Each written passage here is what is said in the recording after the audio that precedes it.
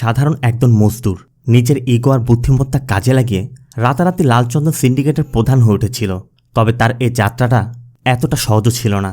সিন্ডিকেটের প্রধান হতে গিয়ে তাকে বেশ কিছু শত্রু বানাতে হয়েছিল। এমনটা আমরা পুষ্পা পার্ট 1 দি রাইজে দেখেছিলাম। তারই ধারাবাহিকতায় ওই শত্রুরা কিভাবে তাদের বদলা নিবে আর পুষ্পাও কিভাবে তার সিন্ডিকেটের পজিশনটি বজায় রাখবে, এই নিয়ে সাজানো হয়েছে পুষ্পা 2 দি রুলের গল্প। তো আর কথা না বাড়িয়ে সোজা এক্সপ্লেনেশনে চলে যাচ্ছি। জাপানের ইয়োকোহামা পোর্ট দীর্ঘ 42 দিন সমুদ্র যাত্রা করে ইন্ডিয়া থেকে একটি শিপ এসে ভিড়েছে। এই জন্য শিপে থাকা কন্টেনারগুলো নামিয়ে নির্দিষ্ট জায়গায় সাজিয়ে রাখা হচ্ছিল। কিন্তু রাখার সময় হঠাৎ একটি কন্টেনার নিচে পড়ে যায় আর ভিতর থেকে বেরিয়ে আসে লাল চন্দনের গাছের গুঁড়ি। কন্টেনারে লাল চন্দন দেখা মাত্রই এখানকার কর্মীরা তাদের বসকে জানায়, আর সাথে সাথে তাদের বস এসে পড়ে। এর মধ্যে একজন কর্মী বলে ভিতরে একজন লোকও আছে, আর দেখে মনে হচ্ছে সে ইন্ডিয়ান। কিন্তু 42 দিন কন্টেনারের মধ্যে কিভাবে সে বেঁচে থাকলো এটাই তারা বুঝতে পারছে না। তবে তারা লোকটির পায়ে দড়ি বেঁধে তাকে ক্রেনের সাথে ঝুলিয়ে রাখে এবং ইন্ডিয়ান ভাষা জানা এমন একজনকে ডেকে তার সাথে কথা বলতে বলে। কিন্তু ঝুলন্ত লোকটি কোনো কথারই জবাব দিচ্ছিল না। লোকটি আবারও চিৎকার করে শুধু নামটা জানতে চায়। আর তখনই কন্টেনারটি সোজা হয়ে যেতেই পানির মধ্যে প্রতিচ্ছবিতে দেখা যায় কন্টেনারের গায়ে পুষ্পা লেখা রয়েছে। তার মানে এ পুষ্পা। সাথে সাথেই সবাই অস্ত্রশস্ত্র নিয়ে পুষ্পাকে মারতে প্রস্তুত হয়ে যায়। আর উপরে পুষ্পাও একটি কুড়াল দিয়ে দড়ি কেটে নিচে নেমে আসে। শুরু হয় তুমুল ফাইট। পুষ্পা ফাইট করছে আর জাপানিজ ভাষায় তাদের সাথে কথাও বলছে। মূলত পুষ্পা এই 42 দিন কন্টেনারের মধ্যে বসে 30 দিনের জাপানিজ ভাষা শিক্ষার এই বই পড়ে জাপানিজ ভাষা আয়ত্ত করে নিয়েছে। এখন প্রশ্ন করতে পারেন পুষ্পা এখানে কি করছে? মূলত পুষ্পা ইন্ডিয়া থেকে লালচন্দনের একটি লট জাপানে পাঠিয়েছিল, কিন্তু জাপানে যার কাছে সে পাঠিয়েছে সে টাকা পাঠায়নি। এজন্য পুষ্পা তার টাকা নিতে এসেছে। তার কথা যেটা আমার, তা 100 হোক বা 4 আনা, পৃথিবীর যে কোনো প্রান্তেই থাক না কেন, আমার হকের টাকা আমি আদায় করেই ছাড়ব। পুষ্পা তাদেরকে মারছিল আর জানতে চাচ্ছিল তাদের বসকে। তারা জানায় তাদের বসের নাম হিরোশি। কিন্তু পুষ্পা আবার জানতে চায় হিরোশির বসকে। তবে তারা আর বলতে পারছিল না। তখন পুষ্পা বলে ওঠে, হিরোশির বস হচ্ছে পুষ্পা, আমি সবার বস। আর বলতে বলতে হিরোশি এসে পড়ে। হিরোশির লোকেরা তখন পুষ্পাকে দেখে নিচ থেকে গুলি করছিল। পুষ্পা পালানোর চেষ্টা করছে। তখনই হিরোশির ছোড়া একটি গুলি গিয়ে পুষ্পার বুকের বাঁদিকে লাগে। পুষ্পার সাথে সাথে সাগরের মধ্যে পড়ে যায়। আর তখনই আমাদের পুষ্পার ছোটবেলার একটি ঘটনা দেখানো হয়। গ্রামের ছেলেরা লেকের পাশে ক্রিকেট খেলছিল। হঠাৎ বল পানিতে গিয়ে পড়ে। পাশেই পুষ্পা বসেছিল। তারা জানতো পুষ্পা সাঁতার জানে না। তারপরও তারা পুষ্পাকে দিয়ে বল আনানোর প্ল্যান করে। তারা পুষ্পার কাছে তার নাম আর বাবার নাম জানতে চায়। পুষ্পা বলে, আমার নাম মুল্লেটি পুষ্পারাজ আর আমার বাবার নাম মুল্লেটি ভেনকাটারামান। কিন্তু ছেলেগুলো বিশ্বাস করতে চাচ্ছিল না যে পুষ্পা ভেনকাটারামানের ছেলে। পুষ্পা বলে, বিশ্বাস করো, আমার মা আমাকে বলেছে। তারপর ছেলেগুলো বলে, তুই যদি পানি থেকে বল এনে দিতে পারিস তখনই আমরা বিশ্বাস করব। এজন্য পুষ্পা বল আনতে পানিতে ঝাঁপ দেয় এবং হাবুডুবু খেতে খেতে বলের কাছে যায়। আর তখনই পুষ্পার ঘুম ভেঙে যায়। তার মানে এতক্ষণ আমরা যা কিছু দেখলাম তা ছিল পুষ্পার দুঃস্বপ্ন। আর এখান থেকে সিন প্রেজেন্টে চলতে থাকে। অন্যদিকে মজদুরেরা লালচন্দন গাছ কাটতে যাওয়ার অপেক্ষায় বসে আছে।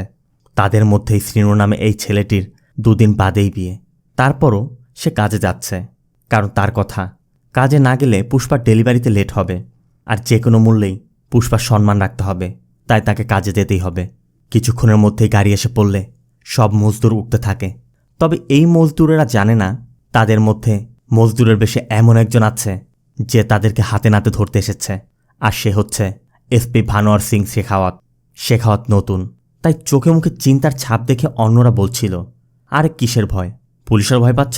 পুষ্পা সব দেখবে। একজন বলে ওঠে, ওই টাকলা শেখাওয়াতের কি খবর রে? আরেকজন বলে, ওকে তো পুষ্পা ভা ল্যাংটা করে ছেড়ে দিয়েছে, মুখ দেখাতে না পেরে কোথাও গিয়ে লুকিয়ে আছে দেখ। তারা শেখাওয়াতকে বোঝায় গাড়ির সাথে পুষ্পার হাতের ছাপের লোগো আছে। পুষ্পা ব্র্যান্ডি ন্যাশনাল পারমিট, কারোর কিছু করার ক্ষমতা নেই। বলতে বলতেই তারা জঙ্গলের গহীনে চলে যায়। এরপর গাড়ি থেকে নেমে পায়ে হেঁটে গভীর থেকেও আরও গভীরে গিয়ে তারা গাছ কাটতে শুরু করে। সিন চলে যায় গ্রামের মন্দিরে। মোহন মানে পুষ্পার বড় ভাই তার পরিবার নিয়ে পূজা করতে এসেছিল। এর মধ্যে শ্রীভাল্লী দেবীর জন্য একটি হীরার মুকুট বানিয়ে নিয়ে আসে। এটা দেখে মোহন টিটকারি করে বলছিল, নিশ্চয় সৎপথে উপার্জন করার টাকার বানানো। পূজা করার আগে বংশ পরিচয় জেনে নিন। এজন্য পূজারী শ্রীভাল্লির কাছে তার বংশ পরিচয় জানতে চায়। শ্রীভাল্লি বলে, ঈশ্বরের কোনো বংশ পরিচয় আছে? নেই তো, আমার স্বামী ঈশ্বরের মতোই, তাই তার নামে পূজা করুন। কিন্তু তারপরও মোহন বলে যায় পূজা করার আগে পূজা করানোর যোগ্যতা অর্জন করতে হয়। শ্রীভাল্লু ভালো করে জানে শুধুমাত্র তাদেরকে অপমান করার জন্যই মোহন বংশ পরিচয়ের প্রশ্ন তুলেছে। অন্যদিকে জঙ্গলের মধ্যে শেখাওয়াত অন্য মজদুরের সাথে গাছ কাটছে, আর গাছ কাটা শেষে কে কত কেজি কাটল তা পরিমাপ করে খাতায় এন্ট্রি করা হচ্ছিল। অন্যদের মতো শেখাওয়াত এন্ট্রি করায়, কিন্তু শেখাওয়াতের নাম শুনেই একজন বলে ওঠে, নামটা আবার বলো তো। তখনই শেখাওয়াত বলে ওঠে, ভানোয়ার সিং শেখাওয়াত। শেখাওয়াত ব্যাগ থেকে একটু ওয়াকি টকি বের করে আগে থেকে ওত পেতে থাকা পুরো ফোর্স ডাকে আর গান দেখিয়ে সবাইকে জায়গাতে দাঁড়িয়ে থাকতে নির্দেশ দেয়।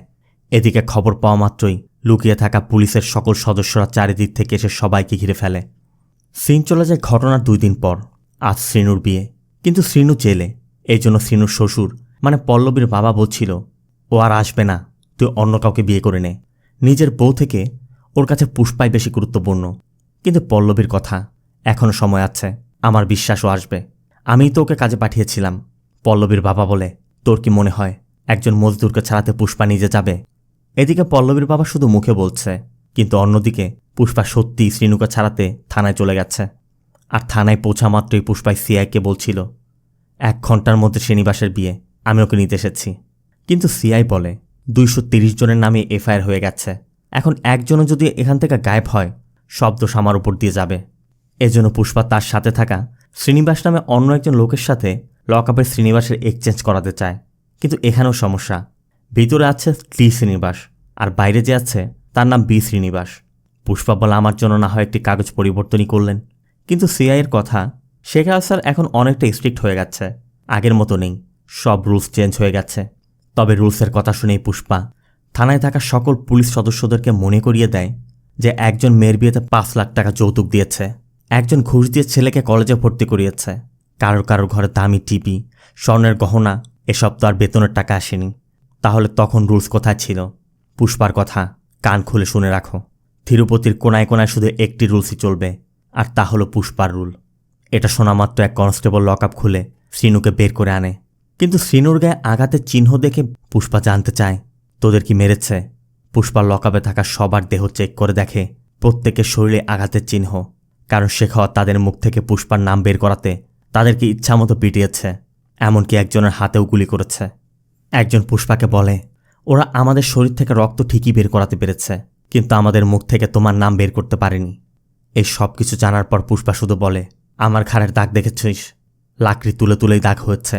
এই দাগওয়ালা সবাই পুষ্পার লোক, আর পুষ্পার লোকেদের গায়ে হাত তোলা মানে পুষ্পার গায়ে হাত তোলা।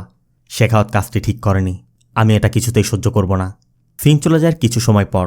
কুমাররাজ্য আর শেখাওয়াত থানায় এসেছে। কুমাররাজ্য বলছিল এতক্ষণে সিআই ওদের মুখ থেকে পুষ্পার নাম বের করে ফেলেছে, এখন শুধু গিয়ে পুষ্পাকে অ্যারেস্ট করতে হবে। কিন্তু তারা থানার মধ্যে গিয়ে দেখে থানার সেলে কেউই নেই, এমনকি কোনো পুলিশ সদস্যও নেই। তখনই এক কনস্টেবল এসে জানায় কিছুক্ষণ আগে পুষ্পা এসেছিল।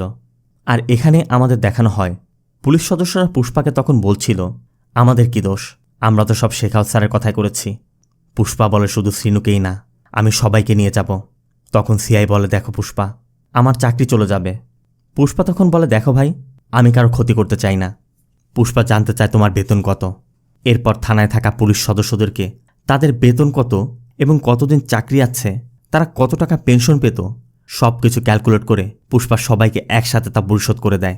তার মানে দাঁড়াচ্ছে চাকরি করে তারা যা পেত তারা সব কিছুই এখন পেয়ে যাচ্ছে, তাহলে তো তাদের আর চাকরি করার প্রয়োজনই নেই। এজন্য সবাই যা যা টাকা বুঝে নিয়ে রিজাইন লেটার দিয়ে সেখান থেকে চলে যায়। সব কিছু শোনার পর শেখাওয়াত হাসছিল। কারুপ্পান তখন বলছিল, সবাই চলে গেলেও অন্তত এই কনস্টেবল সাহসিকতার পরিচয় দিয়েছে। কিন্তু কনস্টেবলও বলে, আরে না স্যার, পুষ্পার থেকে আমিও টাকা নিয়েছি, আমি তো শুধু চাবি আর রেজিগনেশন লেটার দিতে অপেক্ষা করছিলাম। কোপারাজু বলছিল, স্যার 10 মিনিট আগে যদি আসতাম। শেখাওয়াত বলে, 10 মিনিট আগে এলে তুমিও টাকা নিয়ে চলে যেতে, তখন আমি একাই শুধু বসে থাকতাম। মূলত পুষ্পা 1-এর ওই ঘটনার থেকে শেখাওয়াত পুষ্পার নামটি ভুলতেই পারছে না, কিন্তু সে যত কিছু করুক না কেন পুষ্পার ধারের কাছে যেতেও পারছে না, কারণ পুরো তিরুপতি এখন পুষ্পার কথায় ওঠে আর বসে। আর এটা শুধু পুষ্পার ভয়ে নয়, সবার ভালোবাসাতে। এদিকে নরসিংহা রেড্ডি সিএম হওয়ার পর আজই প্রথমবার তিরুপতি এসেছে। পুষ্পাও এমপির সাথে সিএমের সাথে দেখা করতে যাবে। তবে যাওয়ার আগে শ্রীবালি পুষ্পাকে বলছিল, যাচ্ছ যেহেতু সিএমের সাথে একটা ফটো তুলে এনো, নিচের হলরুমে লাগিয়ে রাখবো। লোকজনকে বলবো আমার স্বামী সিএমের সাথে ওঠা বসা করে, পুষ্পা বলে, সাধারণ ফটোই তো, নিয়ে আসব। আমার স্ত্রী যা চাইবে আমি এনে দিব। বলতে বলতে পুষ্পা শ্রীবালির সাথে দুষ্টুমি করছিল, কিন্তু এই দুষ্টুমির জন্য পুষ্পা যখন চলে যাচ্ছে শ্রীবালি আর যেতে দিবে না, কারণ তার এখন ফিলিং জেগেছে। পুষ্পা যতই মিটিংয়ের কথা বলুক না কেন, কোনো ছাড়াছাড়ি নেই। এজন্য বাধ্য হয়েই পুষ্পা শার্ট চেঞ্জ করার কথা বলে উপরে চলে যায়। কেশব বিষয়টা বুঝতে পেরে মিটিংটা 30 মিনিট পিছিয়ে দেয়। এর 30 মিনিট পর পুষ্পা সিএমের সাথে দেখা করতে চায়। বাইরে তখন হাজার লোকের ভিড়, প্রচুর মিডিয়া ভিড় করেছে। পুষ্পাকে দেখে এক সাংবাদিক জানতে চাচ্ছিল, আপনি এখানে কেন? শেষাচিলাম জঙ্গল থেকে কি পার্লামেন্টে যেতে চাচ্ছেন? তখন এমপি সিদাপ্পা জবাব দেয়, প্রতিদিন বহু মিনিস্টার পুষ্পার সাথে দেখা করতে তার বাড়িতে যায়, পুষ্পা পার্লামেন্টে যাওয়ার কি দরকার? পুষ্পা বলে, আসলে আমার বউ আবদার করছে সিএমের সাথে একটা ফটো তুলে নিতে, তাই ওয়াইফের শখ পূরণ করতে এসেছি। মূলত সিদাপ্পাকে যেন একটি মন্ত্রণালয়ের দায়িত্ব দেয়া হয় সেই আলোচনা করতেই সিদাপ্পা এসেছে। সিদাপ্পা বলে, তার সাথে শেখাওয়াতের ট্রান্সফারের বিষয়টাও আলোচনা করব, কিন্তু পুষ্পার কথা শেখাওয়াত কি ভাববে? ও তো ভাববে আমি ভয় পেয়ে ওর ট্রান্সফার করিয়েছি, এতে আমার সম্মান চলে যাবে, ওর ট্রান্সফার করানোর দরকার নেই। এরপর দুজনেই সিএমের সাথে দেখা করতে চায়। তবে সিএমের পাশের চেয়ারে বসেই পুষ্পা পায়ের ওপর পা তুলতেই সিদাপ্পা দাঁড়িয়ে যায় এবং বলে, থাক, আমাদের আর বসতে হবে না, কারণ তোর পাশ তখনই মাটিতে থাকে যখন তুই দাঁড়িয়ে থাকিস, আর পায়ের ওপর পা দেখলে সিএম মাইন্ড করতে পারে। এরপর সিদাপ্পা সিএমের সাথে পুষ্পার পরিচয় করাতে গেলে সিএম বলে ওঠে, আরে এ তো পুষ্পা, একে কেনা চেনে, আর ওর কাজের কথাও সবাই জানে, পুরো থানার সবাইকে জোরপূর্বক রিটায়ারমেন্টে পাঠিয়েছে। সিএম পুষ্পাকে বলে, দেখো পুষ্পা, তুমি কি করো তা আমার দেখার বিষয় না, তুমি পার্টির জন্য ফান্ড দাও, এটাই যথেষ্ট। তাদের কথার মধ্যেই সিদাপ্পা ফটোগ্রাফারকে বলছিল পুষ্পার স্ত্রী সিএম স্যারের সাথে একটি ফটো নিতে বলেছে। আর শোনা মাত্রই সিএম বলে ওঠে, এটা কি সিদাপ্পা? পার্টির জন্য ফান্ড নেয়া আর একজন স্মাগলারের সাথে ফটো নেয়া এক কথা নয়। পায়ের জুতা যত সুন্দরী হোক না কেন, তা তো আর হাতে নিয়ে ঘোরা যায় না, তাই না? কথার মাঝে ফটোগ্রাফার একটি ফটো তুলে ফেলায়। শাটারের শব্দ শুনে সিএম ক্যামেরাটি নিয়ে ক্যামেরায় তোলা সব রিল নষ্ট করে দেয় এবং সিদাপ্পাকে বলে, ও ছোট মানুষ, বউ বলেছে আর ফটো তুলতে এসে পড়েছে। শোনো পুষ্পা, বউয়ের কথা শুনে কেউ আগাতে পারেনি, ভালো করে মনে রেখো। পুষ্পাও বিষয়টি বুঝতে পেরে অপমানে সেখান থেকে বেরিয়ে যায়। এরপর সিদাপ্পা সিএমের সাথে কথা শেষ করে এসে দেখে পুষ্পা একদমই স্বাভাবিক মনে বসে আছে। সিদাপ্পা এসেই বলে, কথা হচ্ছে, যে কোনো একটি মন্ত্রণালয় পেয়ে যাব। তবে পুষ্পা জানতে চায় শেখাওয়াতের ট্রান্সফারের কি হলো। সিদাপ্পা বলে, হবে না, সিএম পুলিশের ঝামেলায় যেতে চায় না, বলেছে অ্যাডজাস্ট করে নিতে, আর তুইও তো নিষেধ করলি, তাই আর কথা বাড়ায়নি। কিন্তু পুষ্পার কথা সিএমের রিজেক্ট করা আর আমার না করার মধ্যে পার্থক্য আছে। সিদাপ্পা বলে, দেখ, সিএম তোর সাথে ফটো তোলেনি বলে রাগ দেখাচ্ছিস? পুষ্পা বলে, না রে, ও তো সিএম, ওর হাজারো সমস্যা আছে, স্মাগলারের সাথে ফটো তুললে সমস্যা, আমিও সব বুঝি, কাল তুমি সিএম হলে তুমিও একই কথা বলবে। কিন্তু সিদাপ্পার কথা, আমি কেন এমন করব? আমি তোর সাথে ফটো নিব। শোনা মাত্রই পুষ্পা বলে ওঠে, তাহলে সিএম হয়ে যাও। সিদাপ্পা হাসতে হাসতে বলে, আমি হব সিএম? পুষ্পা বলে, যেখানে পুষ্পা তোমার পাশে আছে, কিসের মিনিস্ট্রি নিয়ে পড়ে আছো? বড় কিছু চিন্তা করো। আমি পুষ্পার সাপোর্ট পেলে দুনিয়ায় রাজ করতাম। সিদাপ্পা বলে, আমিও একবার ভেবেছিলাম, কিন্তু সিএম হওয়া মিনিস্ট্রি পাওয়ার মধ্যে এতটা সহজ নয়, এর জন্য অনেক টাকার দরকার। পুষ্পা জানতে চায় কত টাকা লাগবে। সিদাপ্পা বলে, কম করে হলেও তো 100 কোটি টাকা লাগবে। পুষ্পা তখন একটু চিন্তাভাবনা করে বলে, 500 কোটি দিব, হবে তো? সিদাপ্পা জানতে চায় এত টাকা কোথায় পাবি? পুষ্পা শুধু বলে, টাকার চিন্তা বাদ দাও, তুমি দিল্লি গিয়ে প্রতাপ রেড্ডির সাথে দেখা করো। পুষ্পা সিএমের জন্য আনা শালটা সিদাপ্পাকে পরিয়ে একটি ফটো নেয় আর ফটোগ্রাফারকে বলে, এই ফটোটা তোমার কাছে রেখে দিও। সিদাপ্পা যেদিন সিএমের শপথ নিবে সেদিন তোমার ভাবিকে দিবে। আর সিদাপ্পাকে বলে, তুমি বাইরে এসে জানতে চেয়েছিলে আমার খারাপ লেগেছে কিনা। ফটোর বিষয় আমার মোটেও খারাপ লাগেনি, কিন্তু আমার স্ত্রীকে নিয়ে কথা বলেছে, এটা আমার খারাপ লেগেছে। শ্রীবাল্লি আমার স্ত্রী, আমি ওর সব কথা শুনব, ও যা চাইবে আমি ওকে এনে দিব। একজন স্বামী তার স্ত্রীর কথা শুনলে কি হয় তা আমি পুরো দুনিয়াকে দেখাবো। এটা মান সম্মানের প্রশ্ন, আর সম্মানের প্রশ্নে পুষ্পা কখনো তার মাথা নত করবে না। পুষ্পার ফটো নেওয়া ফটোগ্রাফার পুষ্পার জন্য ভিতরে মিথ্যা বলেছিল, তাই পুষ্পা ফটোগ্রাফারকে তার একটি চেইন গিফট করে আর সিদাপ্পাকে বলে চায়, তুমি সিএম হওয়ার পর এই তোমার ফটো তুলবে। এরপর পুষ্পা বেরিয়ে যাচ্ছিল। সেই রিপোর্টার পুষ্পার কাছে জানতে চায়, সিএমের সাথে ফটো তুলতে পেরেছেন? পুষ্পা বলে, সিএম স্যার আজ অনেক ব্যস্ত, আজ তুলতে পারিনি, কিন্তু সিএম স্যার বলেছে জুলাই মাসের 24 তারিখ আমার বাড়িতে এসে দুপুরের খাবার খেয়ে আমার সাথে ফটো তুলবে। এদিকে টিভিতে দেখে শ্রীবালি বলছে, দেখেছেন মা, আপনার ছেলে কোনো সাধারণ মানুষ না, সে সিএমকে ফটোর কথা বলাতে সিএম নিজে আমাদের বাড়িতে আসবে। আর সেদিন শ্রীবাল্লি পুরো তিরুপতিকে খাওয়ানোর প্ল্যান করে। এখান থেকে সিন চলে যায় দিল্লি। পুষ্পার কথা মতো সিদাপ্পা পার্টির সেক্রেটারি প্রতাপ রেড্ডির সাথে দেখা করতে এসেছে। কিন্তু প্রতাপ রেড্ডির কথা, সিএম পদের জন্য তুমি এখন উপযুক্ত নও সিদাপ্পা। সিদাপ্পা বলে, নরসিংহ রেড্ডির মধ্যে কি এমন আছে যা আমার মধ্যে নেই? আমি 20 বছর যাবৎ পার্টির সেবা করে আসছি। প্রতাপ রেড্ডি বলে, আমি তোমাকে বহু বছর ধরে জানি সিদাপ্পা, তোমার মধ্যে এতটা সাহস নেই। নিশ্চয়ই তোমার পিঠে অন্য কারো হাত রয়েছে। এদিকে পুষ্পাকে দেখা যায় সোফায় ভর্তি 5 কোটি টাকা নিয়ে প্রতাপ রেড্ডির ছোট ভাই সুব্বা রেড্ডির কাছে গিয়েছে। সুব্বা রেড্ডিও টাকা দেখে প্রতাপ রেড্ডিকে কল করে এবং 5 কোটি টাকার কথা বললে প্রতাপ পুষ্পার সাথে ফোনে কথা বলে। প্রতাপ জানতে চায় 5 কোটি টাকা কেন এনেছ। পুষ্পা বলে, এটা তো তোমার ভাইয়ের তোমাকে ফোন করার ফিস, তোমার জন্য একটি পাঠিয়েছি। সাথে সাথে প্রতাপের রুমে একটি সোফা ঢুকে। পুষ্পা বলে, এটা কোনো সাধারণ সোফা নয়, এতে 25 কোটি আছে। প্রতাপ জানতে চায়, তোমার কোন টেন্ডার চাই আর স্টেটের কোন দিকে চাই বলো। পুষ্পা বলে, আমার তো পুরো স্টেটই চাই। সিদাপ্পাকে স্টেটের সিএম বানাতে হবে। প্রতাপ বলে, তোমার কথা মতো কি হবে? পুষ্পা বলে, দেখো, আমার আশীর্বাদ প্রসাদের মতো, সবার কপালে জোটে না, যেটা দিয়েছি নিয়ে নাও, নয়তো আমার কাছে এমন আরও বহু সোফা আছে। বলেই পুষ্পা চলে যায়। এরপর প্রতাপ সিদাপ্পাকে বলে, ও কে সিদাপ্পা? ওর না আছে টাকার চিন্তা, না আছে ক্ষমতার ভয়। মনে হচ্ছে কোথাও আঘাত পেয়েছে। এ যে কোনো কিছু করতে পারে, এর থেকে সাবধানে থাকতে হবে। এরপর প্রতাপের অফিস থেকে বের হয়েই সিদাপ্পা পুষ্পাকে কল করে এবং বলে, শুধু কল করানোর জন্য 5 কোটি আর এখানে 25 কোটি, এভাবে টাকা উড়ালে আমি সিন্ডিকেটের সদস্যদের কি জবাব দিব? পুষ্পা বলে, সিন্ডিকেটের কাউকে কিছু বলতে হবে না, কারণ সিন্ডিকেটের শেয়ার বদলাবে না, কারণ সিন্ডিকেটের কামাই বাড়তে যাচ্ছে। কিন্তু সিদাপ্পার কথা, 1 টন তো মাত্র 1.5 কোটি টাকায় বিক্রি হয়। পুষ্পার কথা, মঙ্গল সিনু দিত 50 লাখ, এখন মুরুগান দেয় 1.5 কোটি, আর মুরুগানা থেকে বড় ব্যবসায়ী নিশ্চয় আছে। পুষ্পা বলে, তোমার চিন্তা তো শুধু ইন্ডিয়ার বর্ডারের মধ্যেই, কিন্তু আমার চিন্তাধারা বর্ডার ক্রস করে গেছে। পুষ্পাকে কি তুমি ন্যাশনাল খেলোয়াড় ভেবেছ? পুষ্পা ন্যাশনাল খেলোয়াড় নয়, ইন্টারন্যাশনাল খেলোয়াড়। এরপর পুষ্পা মালদ্বীপ গিয়ে দুবাইয়ের লালচন্দনের বড় এক ব্যবসায়ী হামিদের সাথে দেখা করে। হামিদ বলছিল, দেখো, 1000 কোটির নিচে আমি কোনো ডিল করি না, 100-200 টন তো যে কেউই দিতে পারে। পুষ্পা বলে, 100 টন তো দূরে থাক, তুমি শুধু 10 টন মাল এনে দেখাও। হামিদ বলে, তোমার কি মনে হয় ইন্ডিয়ার সব বড় বড় ব্যবসায়ী আমার চেনা জানা? এরপর হামিদ মুরুগানকে কল করে 10 টন মাল চায়, কিন্তু মুরুগান 5 মিনিট সময় নিয়ে কল কেটে 10 টন মালের জন্য পুষ্পাকেই কল করে। এভাবে সিং, আগারওয়াল সব বড় বড় ব্যবসায়ীকে কল করলেও সবাই 10 টন মালের জন্য হামিদের সামনেই পুষ্পাকে বারবার কল করতে থাকে। এতে করে হামিদও বুঝে যায় পুষ্পা কোন লেভেলের লোক। এরপর পুষ্পা 2000 টন মাল পার টন 2.5 কোটিতে, মানে 5000 কোটি টাকা ডিল করে। তবে পুষ্পা শুধু 4900 কোটি টাকা নিতে চায়, আর বাকি 100 কোটির বিনিময়ে হামিদের হেলিকপ্টারটি নিয়ে যায়। আর ফিরে এসে সিন্ডিকেটের মেম্বারদেরকে 2000 টন মালের অর্ডার দিয়ে দেয়, কাউকে 200 টন, কাউকে 100 টন, আবার কাউকে 50 টন। এরপর পুষ্পা সিন্ডিকেটের মেম্বারদের নিয়ে মিটিংয়ে বসে। বিচ্চারিটি নামে একজন বলছিল, ওর থেকে 100 টন নিচ্ছ আর আমার থেকে 50 টন, আমাকেই কম ভেবেছ? কিন্তু অন্যরা বলছিল ওটা মঙ্গল সিনুর এরিয়া, ওখান থেকে মাল বের করা কঠিন, আর তারপর আবার পুলিশ চেকপোস্ট আছে। কিন্তু বিচ্চারিটি যে কোনো মূল্যে মাল আনতে চায়, এজন্য পুষ্পা বলে, ঠিক আছে, ওকে আনতে দাও। অন্যরা জানতে চাচ্ছিল হঠাৎ এত মাল কেন। কেশব বলে, ওই জায়গাটা দেখছ, ওখানে একটি ফটো ফ্রেম লাগাতে হবে। একজন বলছিল, শেখাওয়াত আমাদের মাল ধরতে অনেক তৎপর, এই সময় এত মাল এক জায়গায় করা কি ঠিক হবে? পুষ্পা বলে, ঠিক বেঠিক নিয়ে পুষ্পা ভাবে না, পুষ্পা যে ডিসিশন নেয় তা ঠিক হয়ে যায়। অন্যদিকে আমাদের মঙ্গলশ্রীর ওয়াইফ দাক্ষাকে দেখানো হয়।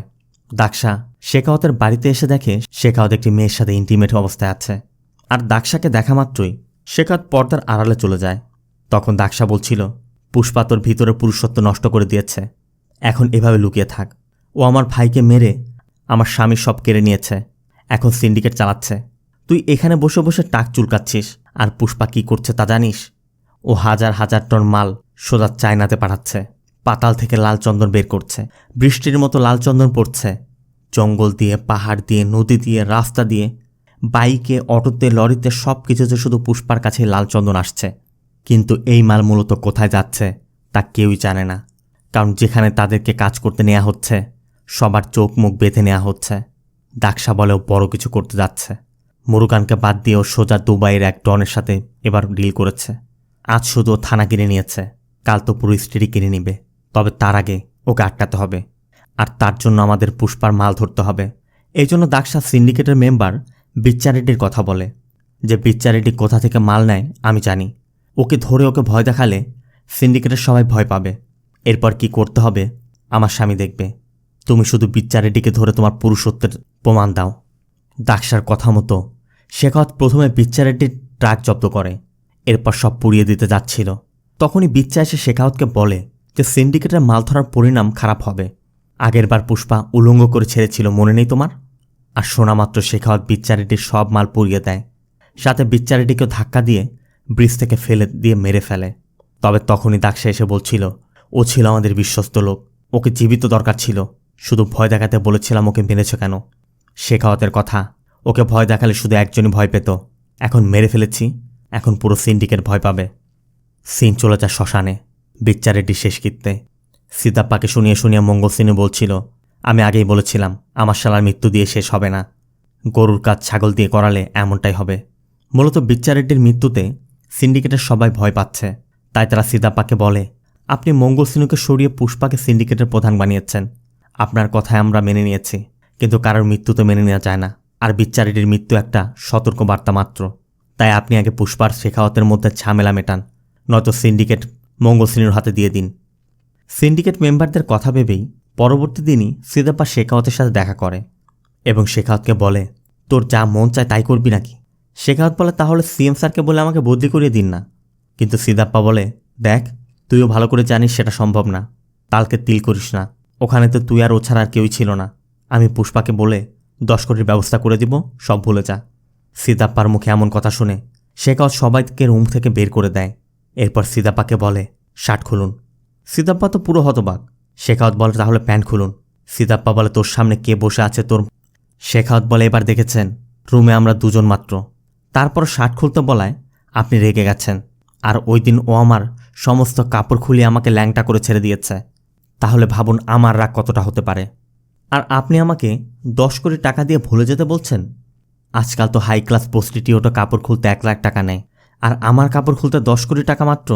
আপনারা তো আমাকে হাই ক্লাস প্রস্টিটিউট বানিয়ে দিলেন। শেখাওয়াতের এমন কথার পর সিদ্ধাপ্পা অনেক ভেবেচিন্তে দরজা বন্ধ করে দেয়। এরপর একে একে তার সমস্ত কাপড় খুলে শেখাওয়াতকে বলে, এখন তো ঠিক আছে, সব খুলেই আমি রাজনীতিতে এসেছি, এখন আর খোলার কিছু নেই। ভালো মতো শুনে রাখ, এই ব্যবসায় যেমন পুষ্পাকে প্রয়োজন তোকেও প্রয়োজন, তোদের দুজনের ঝামেলা মিটলেই এই ব্যবসা আগাবে, আর এজন্য আমি সব কিছু করতে প্রস্তুত। এখন বল তোর কি চাই? মূলত শেখাওয়াত নিজেই ডিসাইড করতে পারছে না কি করলে তার ভিতরের রাগটা ঠান্ডা হবে। এই জন্য সিদ্ধাপ্পাই বলে, যা পুষ্পাকে বলে দিব তোকে সরি বলতে। শেখাওয়াত তো পুরো চমকে উঠেছে। শেখাওয়াত বলে, তোমার কথাও সরি বলবে? সিদ্ধাপ্পা বলে, ও একজন মজদুর ছিল, আমি ওকে এখানে উঠিয়েছি, আমার কথাও জীবনও দিবে।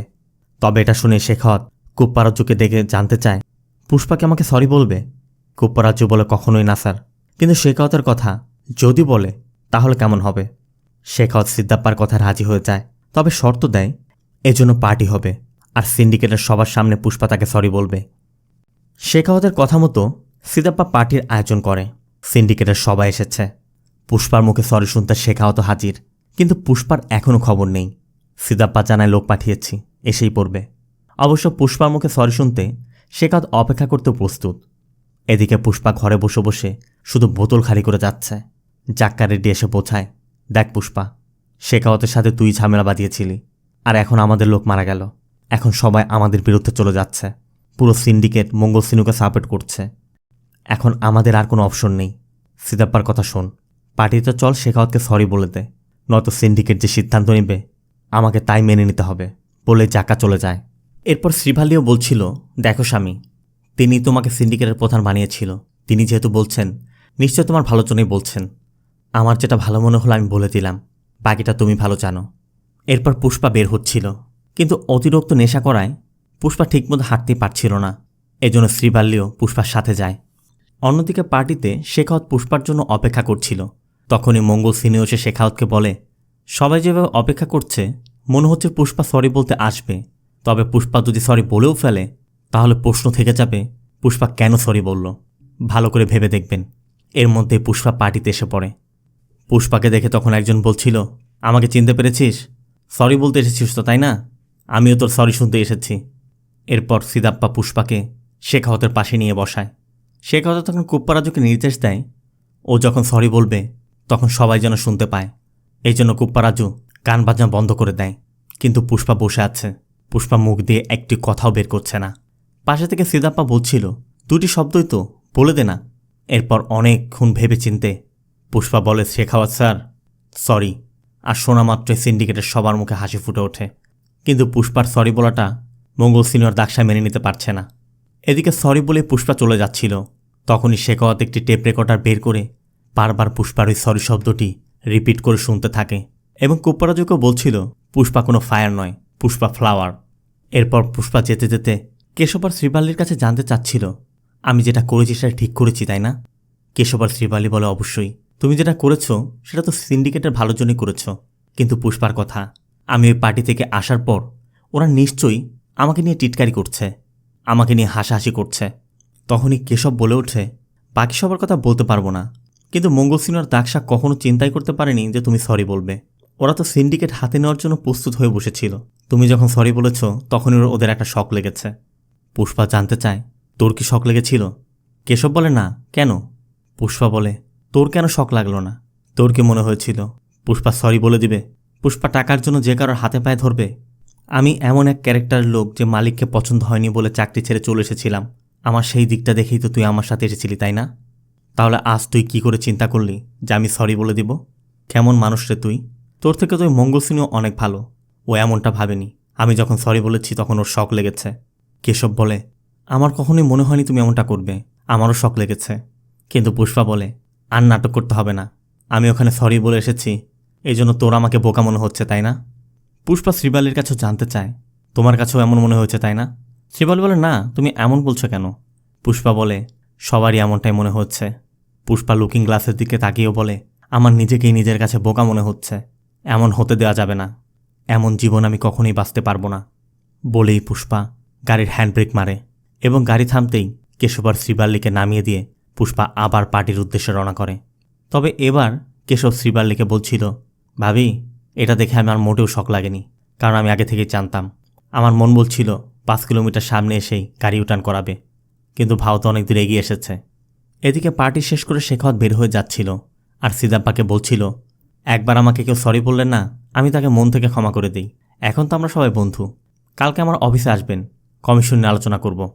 আবার দাকসা সিনুকে বলছিল, মুডই খারাপ করে দিল, একজন এসে সরি বলে গেল আর একজন শুনে চলে যাচ্ছে, আমরা কি জন্য বসে আছি? ঠিক তখনই পুষ্পা এসে শেখাওয়াতের কারকে ধাক্কা দিয়ে পানির মধ্যে ফেলে দেয়। আর এটা দেখে সিনু বলছিল, ও প্রথমবার এসে ততটা তাণ্ডব করে না যতটা দ্বিতীয়বার করে। এদিকে সিদাপ্পাও দৌড়ে গিয়ে দেখে পুষ্পা দাঁড়িয়ে দাঁড়িয়ে পুলের মধ্যে হিসু করছে, আর শেখাওয়াত এই পুলের মধ্যেই নাকানি চুবনি খাচ্ছিল। শেখাওয়াতও দেখে পুষ্পা দাঁড়িয়ে দাঁড়িয়ে সেই পুলের মধ্যে হিসু করছে। শেখাওয়াতকে কিছুতেই মেনে নিতে পারছে না। তবে সবাই মিলে শেখাওয়াতকে পুল থেকে তুলে বারবার সরি বলছিল। আবার সিদাপ্পাও এসে পুষ্পাকে বলছিল, বেশরমের মতো এভাবে হিসু করছিস কেন? আমি কত চেষ্টা করার পর সব কিছু ঠিক করলাম, আর তুই এসে কি করলি?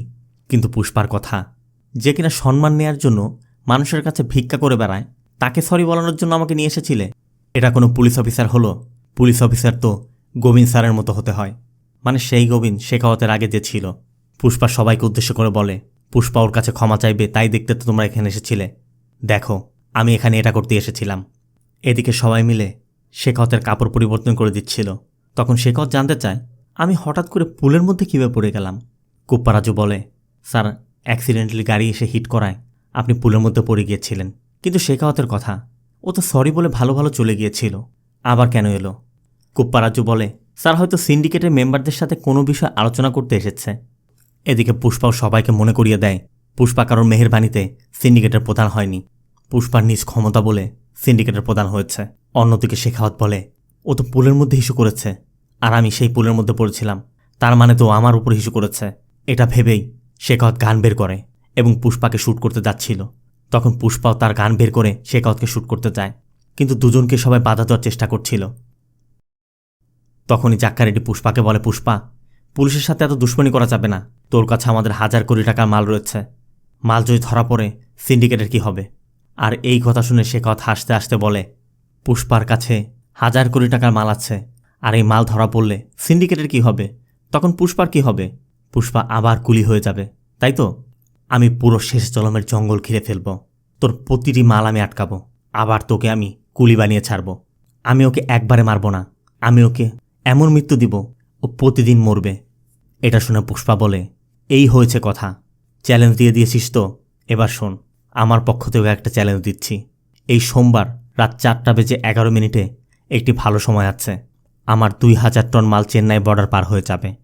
যদি ক্ষমতা থাকে ধরে দেখা। যদি একটি লাকড়িও তুই ধরতে পারিস, আমি এই পুরো সিন্ডিকেট ছেড়ে দিব। কুড়াল কাঁধে নিয়ে আবার কুলিগিরি করব। পুষ্পা শেখাওয়াতের রেকর্ডারেও এই কথাগুলো রেকর্ড করে যায় যে ক্ষমতা থাকলে ধরে দেখা। যদি ধরতে পারিস সিন্ডিকেট ছেড়ে দিব। কুড়াল কাঁধে নিয়ে সারা জীবন মজদুরি করে খাবো। এখান থেকে সিন চলে যায় সোমবার রাতে।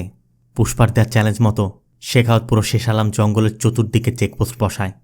সব জায়গা কড়া নজরদারিতে রাখা হয় এবং কি এখান থেকে বের হওয়ার একমাত্র যে ব্রিজটি ছিল সেই ব্রিজের উপরও কড়া নজরদারিতে রাখা হয়।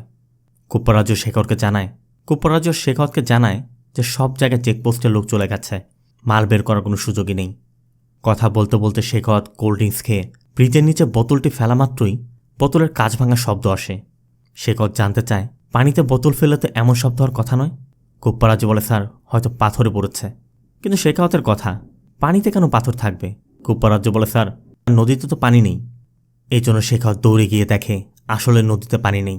শেখাওয়াত তখন কুপ্পরাজ্যকে বলে, নদীতে যদি পানিই না থাকবে তাহলে নদী পার করতে পুলের প্রয়োজন পড়বে কেন? ট্রাক তো নদী দিয়ে যেতে পারে। তার মানে দাঁড়াচ্ছে পুষ্পার ট্রাকগুলো নদীপথেই যাচ্ছে। যেই কথা সেই কাজ। আসলেই দেখা যায় পুষ্পার সব ট্রাক নদীপথে যাচ্ছিল। কেশবও পুষ্পাকে জানিয়ে দেয়, আমাদের প্ল্যান কাজে লেগেছে। শেখাওয়াত তো বুঝতেই পারেনি আমরা কোন দিক দিয়ে যাচ্ছি। কোথাও পুলিশের নামও নিশানা নেই। আর এদিকে শেখাওয়াতের কথা মতো পুরো পুলিশ ফোর্স নদীর দিকে রওনা হয়। পুলিশের যে কটি টিম ছিল, বিভিন্ন টিম বিভিন্ন জায়গা থেকে সব একটি পয়েন্টের দিকে এগোতে থাকে। এদিকে পুষ্পার নির্দেশনা মতো কেশব লিড দিয়ে সব ট্রাকগুলো সেদিকে নিয়ে যাচ্ছে। কিন্তু কিছু সময় যেতেই পুলিশের দুটি টিম দুই দিক থেকে কেশবদেরকে ফলো করতে শুরু করে। সাথে সাথে কেশব পুষ্পাকে জানায় যে এখন আমরা কি করব। পুষ্পা বলে, প্ল্যান মতো যেতে থাক, বাকিটা আমি দেখছি। এরপর পুষ্পা কয়েকজন লোককে কল করে, আর তারা পুষ্পার কল পাওয়া মাত্রই একটি টিম লরি নিয়ে ব্রিজের উপর ব্রিজ বন্ধ করে দেয়, আর আরেকটি টিম জঙ্গলের ভিতর থেকে জঙ্গলি হাতিগুলোকে রাস্তায় নামিয়ে দেয়। যে কারণে পুলিশের দুটি টিমই এখন আটকা পড়ে গেছে, তারা আর একটুও সামনে আগাতে পারছে না। এদিকে ওই দুইটি টিম আটকা পড়ায় আরেকটি টিম ট্রাককে ফলো করে করে ট্রাকের পিছু নিতে গিয়ে পানিতে নেমে পড়ে এবং তারা ওই নদীপথেই ট্রাকের পিছু পিছু যাচ্ছিল। আর এটা জানার পর পুষ্পা সেই বাঁধের ম্যানেজারকে কল করে বাঁধের পানি ছাড়িয়ে দেয়। ম্যানেজারও কথা মতো পানি ছেড়ে দিলে নদীতে পানি বেড়ে যাওয়ায় পুলিশ জিপগুলো আটকা পড়ে যায়। এদিকে শেখাওয়াত একটি জায়গায় আটকে পড়েছে। তবে শেখাওয়াত একটি শটগান নিয়ে সেখান থেকে নেমে পাহাড়ের উপর দিয়ে দৌড়াতে শুরু করে। হঠাৎ শেখার শব্দ পায় সেদিক দিয়ে গরুর গাড়ি যাচ্ছে। আর গরুর গাড়ি দেখা মাত্রই শেখাওয়াত একটি নির্দিষ্ট পয়েন্টে গিয়ে, মানে যেদিক দিয়ে ওই ট্রাকগুলো যাওয়ার কথা সেই পয়েন্টের মুখে সবগুলো গরুর গাড়ি জড়ো করে লরির জন্য অপেক্ষা করছিল। কেশবরা ভেবেছিল তাদের প্ল্যান কাজে এসেছে, তাদেরকে আর পুলিশ ধরতে পারবে না, কারণ কিছু দূর যেতেই বর্ডার। তবে এরপরই কেশব দেখতে পায় শেখাওয়াত গান হাতে দাঁড়িয়ে আছে। কেশব সাথে সাথে পুষ্পাকে জানায় এবং পুষ্পা নির্দেশ দেয়, তোমরা লরি থেকে ঝাঁপ দাও, সবাই চলে আসো। কিন্তু কেশবের কথা, এত টাকার মাল ফেলে তারা যাবে না। কিন্তু পুষ্পার কথা, মালের থেকে তোমরা বেশি গুরুত্বপূর্ণ, আমি যেটা বলছি তাই করো। তাই পুষ্পার কথা মতো সবাই ট্রাক ফেলে যে যেদিকে পারে লাফিয়ে সেখান থেকে পালিয়ে আসে। আর চলন্ত ট্রাকগুলো একটা আরেকটাকে হিট করতে করতে পুরো রাস্তা জ্যাম হয়ে যায়। সিন চলে যায় পরবর্তী দিন সকালে। সব মাল জব্দ করে এক জায়গায় নিয়ে আসা হয়েছে। শেখাওয়াত পার্টি করছে, সিনোয়ার দাকশাও এসেছে। তারা সবাই এখন খুশি, কারণ পুষ্পার সব মাল তাদের হাতে। এদিকে বাইরে মিডিয়া ভিড় করছে, কারণ তারা শেখাওয়াতের স্টেটমেন্ট নিতে এসেছে। শেখাওয়াতে আনন্দের সাথে তাদেরকে স্টেটমেন্ট দেয় যে এ যাবৎকালে কেউ এত বড় লট কখনোই ধরতে পারেনি, তবে এখন শুধু তার পুষ্পাকে ধরার অপেক্ষা মাত্র। কিন্তু এর মধ্যেই ঘটে এমন এক ঘটনা যা পুরো প্ল্যানটাকে তছনছ করে দেয়। মঙ্গল সিনু কাঠের গুঁড়িগুলো দেখেই শেখাওয়াতকে জানায় এগুলো একটাও চন্দন কাঠ নয়, এগুলো হচ্ছে স্যান্ড্রা। কারণ স্যান্ড্রা বাইরে থেকে চন্দন কাঠের মতোই দেখতে, চন্দন কাঠ থাকে পুরোটা লাল, আর স্যান্ড্রা থাকে শুধু উপরের অংশটা লাল, ভিতরে সাদা। তার মানে দাঁড়াচ্ছে পুষ্পা শেখাওয়াতকে বোকা বানিয়েছে। এর মধ্যেই মুরুগানের থেকে খবর আসে সব মাল চেন্নাই বর্ডার ক্রস করে চলে গেছে। কিন্তু শেখাওয়াতের কথা, সে গতরাতে এমনভাবে সব কিছু সেট আপ করে রেখেছিল একটা মশা মাছিও এই জঙ্গল থেকে বের হওয়ার কথা নয়। তাহলে এতগুলো মাল কিভাবে গেল? তখনই ঝুনঝুনির শব্দ পেয়ে শেখাত বাইরে এসে দেখে একের পর এক গরু যাচ্ছে, তবে সেখানে কোনো গরুর গাড়ি নেই। এর মধ্যে ফরেস্ট ডিপার্টমেন্টের লোকজন একটি গরুর গাড়ি এনে বলে, স্যার গতরাতে রেডের সময় সেখানে এটাও পাওয়া গেছে। শেখাওয়াত রাগে ক্ষোভে ওই গরুর গাড়িটি ভাঙতে থাকে। আর তখনই শেখাওয়াত দেখতে পায় এই গরুর গাড়ি সাধারণ কোনো কাঠ দিয়ে তৈরি নয়, লাল চন্দনের তৈরি। তার মানে গত রাতে সেখানে যে গরুর গাড়িগুলো ছিল সেই গাড়িগুলো সবগুলোই লাল চন্দন দিয়ে তৈরি করা ছিল। আর এখানে আমাদের এটাও দেখানো হয় পুষ্পা পুরুষকে বোকা বানানোর জন্যই সেই কাঠগুলো দিয়ে আগে থেকে গরুর গাড়ি বানিয়ে রেখেছিল। আর এরপরই পুষ্পাকে দেখা যায় পুষ্পা তার লোকজন নিয়ে গরুগুলোকে নিয়ে সেদিক দিয়ে যাচ্ছিল।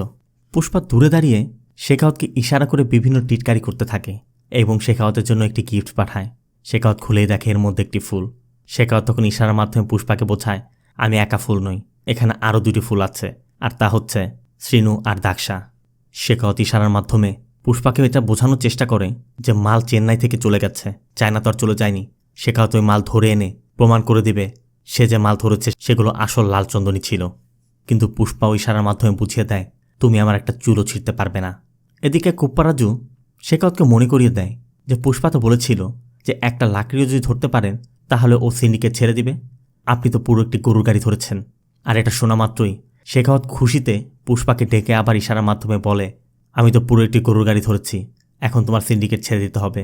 আর তখনই সেই গরুর গাড়িটা ব্লাস্ট হয়ে যায়, মুহূর্তের মধ্যে সব পুড়ে ছাই হয়ে যায়। আর এই ঘটনার পর শেখাওয়াত শ্রীনুকে বলে আমার জন্য একটি মিটিং অ্যারেঞ্জ করে দাও, কারণ খেলা এখনও শেষ হয়নি, মাত্র তো খেলা শুরু হলো। এখান থেকে সিন চলে যায় কালী পূজার দিন। মন্দিরে সবাই এসেছে, পুরো পরিবার নিয়ে পুষ্পা ওখানে এসেছে। আর এখানেই পুষ্পার বড় ভাই মোহনের মেয়ে কাবেরীকেও দেখা যায়। কাবেরী পুষ্পাদেরকে দেখেই দৌড়ে এসে পুষ্পাকে চাচা চাচা বলে ডাকছিল, কিন্তু পুষ্পা কোনো জবাব দিচ্ছে না। কাবেরী বলছিল সবসময় আমি চাচা চাচা করি, কিন্তু সে একটু জবাবও দেয় না। অবশ্য শ্রীপাল্লি বোঝায় তোর চাচা এমনই, বাইরে শক্ত ভিতরে একদমই নরম। এরপর মন্দিরের সামনে যেতেই হঠাৎ করে শ্রীপাল্লি মাথা ঘুরিয়ে পড়ে যায়। আর এরপরই জানা যায় শ্রীপাল্লি মূলত প্রেগনেন্ট। তবে পুষ্পাকে কোথাও দেখা যাচ্ছে না। শ্রীপাল্লি পুষ্পাকে খুঁজছে। খুঁজতে খুঁজতে শ্রীপাল্লি দেখতে পায় পুষ্পার শাড়ি গহনা সব কিছু পরে একদম প্রতিমার মতো করে সেজে আছে। পুষ্পা এখানে সব আনুষ্ঠানিকতা শেষ করে। সে আগুনের উপর দিয়ে হাঁটে। এক পর্যায়ে শ্রীপাল্লি পুষ্পার কাছে জানতে চায় তুমি এগুলো কেন করছো? পুষ্পা বলে শুনেছি এসব করলে মনোবাসনা পূর্ণ হয়। কিন্তু শ্রীপাল্লির কথা তুমি পুষ্পারাজ, গ্রামের যার যা কিছু দরকার তোমার কাছে আসে, তুমি তাদের মনোবাসনা পূর্ণ করে দাও, তোমার কি দরকার? তখন পুষ্পা বলে মায়ের কাছে আমি একটি কন্যা সন্তান চেয়েছি। শ্রীপাল্লির কথা কন্যা হোক বা শ্রীপাল্লির কথা কন্যা বা পুত্র হোক আমাদের সন্তানই তো। কিন্তু পুষ্পার কথা আমার যদি পুত্র সন্তান হয় আমি তাকে কোন বংশ পরিচয় দিব? কিন্তু যদি কন্যা সন্তান হয় বিয়ের পর অন্তত একটি বংশ পরিচয় পাবে। এই জন্যে আমি এসব পড়ে আছি। পুষ্পার মুখে এসব কথা শুনে শ্রীপাল্লিও পুষ্পাকে বোঝানোর চেষ্টা করে। পুষ্পা এবং শ্রীপাল্লিও একসাথেই গান গাচ্ছিল এবং নাচছিল। সবাই অনেক আনন্দ করছে। কিন্তু এর মধ্যে নারী বেশে কয়েকজন লম্পট মেয়েদের সাথে বাজে আচরণ করছিল। এক পর্যায়ে তারা কাবেরীর সাথে খারাপ ব্যবহার শুরু করে। তারা কাবেরীর গায়ে হাত দিতে শুরু করে। তখনই পুষ্পা এসে পড়ে। এরপর পুষ্পার সাথে তাদের ফাইট হয়। আর এখানে আমরা একটা ভিন্ন লেভেলের ফাইট দেখতে পাই। এক সময় মোহন এসে পড়ে। আর মোহন এসে পুষ্পাকে বলছিল অনেক হয়েছে, এবার ছেড়ে দে, ও তো মরে যাবে।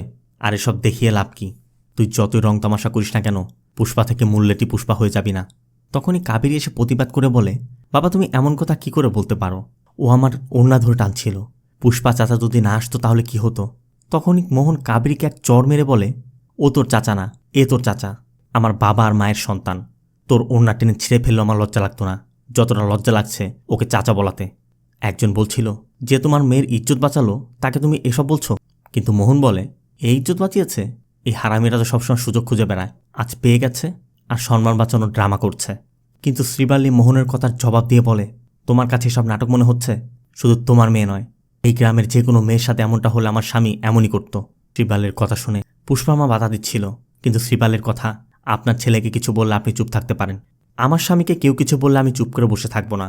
একে তো ভালো করব, তারপর আবার মানুষের কথা শুনতে হবে। শ্রীপাল্লির কথা আমার স্বামী যখন রাগ করে পুরো চিত্তর তখন কাঁপতে থাকে। কিন্তু একমাত্র তোমার কথায় আমার স্বামী কান্না করে। সবসময় এমনটাই তোমরা করে এসেছ। কতদিন আর বংশ পরিচয় ঢোল পিটিয়ে বেড়াবে? চাই না তোমাদের বংশ পরিচয়। যার নাম নেই তার বংশ পরিচয় দরকার। আমার স্বামীর নামই এমন যার কোনো বংশ পরিচয় দরকার পড়ে না। শ্রীপাল্লি এক একজনকে ডেকে জানতে চায় তুমি কে বলো, তুমি কে বলো। এক একজন বলে আমি পুষ্পার ম্যানেজার, আমি পুষ্পার ড্রাইভার, আমি পুষ্পার অমুক, আমি পুষ্পার তমুক। এমনকি একজন তো বলে ওঠে মোহন পুষ্পার বড় ভাই। শ্রীপাল্লি বলে পুষ্পা শুধু একটি নাম না, পুষ্পা একটি ব্র্যান্ড। কাবেরী তখন চাচি বলে ডাকে। শ্রীপাল্লি বলে কিসের চাচি, কিসের ভাতিজি? লাগবে না এমন সম্পর্ক, তোকে তোর বাবারাই বাঁচাবে। শ্রীপাল্লি অন্যদেরকেও বলে ওদের ছেড়ে দে, এটা তো ওদের ফ্যামিলি ম্যাটার, ওরাই ভালো বুঝবে। এরপর শ্রীভাল্লি পুষ্পাকে নিয়ে সেখান থেকে চলে যায়। আর মোহনের লোকজন ওই লম্পট ছেলেগুলোকে আধা ন্যাড়া করে মেয়েদের কাপড় পরিয়ে গলায় জুতার মালা ঝুলিয়ে গাধায় বসিয়ে সেখান থেকে বের করে দেয়। সিং চলে যায় সিএমের অফিসে। মঙ্গল সিনু, ডাকসা আর শেখাওয়াত গিয়ে সিএমের সাথে দেখা করে এবং সিএম নরসিম্হাকে বলে পুষ্পা সিদ্ধাপ্পাকে সিএম বানাচ্ছে, এমনকি প্রতাপ রেড্ডির সাথে 500 কোটিতে ডিল হয়ে গেছে। কিন্তু নরসিম্হা বিশ্বাসই করতে চাচ্ছে না যে সিদ্ধাপ্পা সিএম হতে যাচ্ছে। শেখাওয়াত বলে আপনার পার্টির অনেক এমএলএকেই পুষ্পা টাকা দিয়ে কিনে নিয়েছে। কিন্তু নরসিম্হা রেড্ডি আবারও বলছিল তুমি ফেক লালচন্দন ধরে মিডিয়ার সামনে আসল লালচন্দন ধরা নাটক সাজিয়েছ, এখন তোমার সত্যটা ফাঁস হয়ে যাবে দেখে তুমি এইসব নাটক বানাচ্ছ। শেখাওয়াত শুধু বলে ঠিক আছে, যদি বিশ্বাস নাই হয় তাহলে সিদ্ধাপ্পার সিএমের শপথ অনুষ্ঠানে দেখা হবে। তবে এটা শুনে নরসিম্হা রেড্ডি বলে আমি জানতাম সিন্ডিকেটের থেকে টাকা নিলে একদিন এই দিন আমাকে দেখতে হবে, এখন আমাকে কি করতে হবে তাই বলো। শ্রীনু বলে মাল ধরতে হলে তো তামিলনাড়ু পুলিশের হেল্প লাগবে, আপনি তামিলনাড়ু সিএমকে বলে দিন। কিন্তু নরসিম্হার কথা, আগে গিয়ে মাল ধরে দেখাও, তারপর আমি বলবো, তার আগে আমি বিশ্বাস করব না। কিন্তু মাল আছে কোথায়? শেখাওয়াত বলে মাল কোথায় আছে সেটা একমাত্র জাক্কা রেড্ডি জানে, আর জাক্কা রেড্ডির পিছে আমি আমার লোক লাগিয়ে রেখেছি। আমার সোর্স বলছে মাল এখন রামেশ্বরে আছে। সিং চলে যায় রামেশ্বর। জাক্কা রেড্ডি রামেশ্বর পৌঁছে গেছে। রামেশ্বরে এসে জাক্কা রেড্ডি সিদ্ধাপ্পাকে কল করে জানিয়ে দেয় সব মাল ঠিকমতো রামেশ্বরে পৌঁছে গেছে, চিন্তার কোনো কারণই নেই, কিছুক্ষণের মধ্যে সব মাল শ্রীলঙ্কা চলে যাবে। এদিকে শেখাওয়াত পুলিশ ফোর্স নিয়ে চলে এসেছে। শেখাওয়াত রামেশ্বরে এসেই সব তল্লাশি শুরু করে। কোনায় কোনায় তল্লাশি করা হয়, প্রতিটা বোটে তল্লাশি করা হয়, কিন্তু কোথাও বিন্দু মাত্র লাল চন্দনের কোনো চিহ্ন নেই। কোথাও যখন খুঁজে পাওয়া যাচ্ছিল না তখন শেখাওয়াত জানতে চায় পানির নিচে চেক করেছ? শেখাওয়াত নিজেই পানিতে ঝাঁপ দেয় এবং ডুব দিয়ে দেখে সব গরুর গাড়ি এই ট্রলারগুলোর নিচে বেঁধে রাখা হচ্ছে। তবে শেখাওয়াত যে দেখে ফেলেছে এটা বোঝা মাত্রই ওই ট্রলার চালকরা তাড়াতাড়ি ট্রলারে উঠে ট্রলার স্টার্ট করে সেখান থেকে যেতে শুরু করে। শেখাওয়াত যতক্ষণে পানির উপরে উঠে আসে শেখাওয়াত দেখে ট্রলার সেখান থেকে অনেক দূরে চলে গেছে। এরপর কুপ্পারাজ্য একটি স্পিড বোর্ডে করে শেখাওয়াতকে তুলে নেয়। শেখাওয়াতরাও ওই ট্রলারগুলোকে ফলো করতে থাকে, কিন্তু কিছু দূর যাওয়ার পর হঠাৎ বোট বন্ধ করে দেয়া হয়। শেখাওয়াত জানতে চায় বোট কেন বন্ধ করে দেয়া হলো।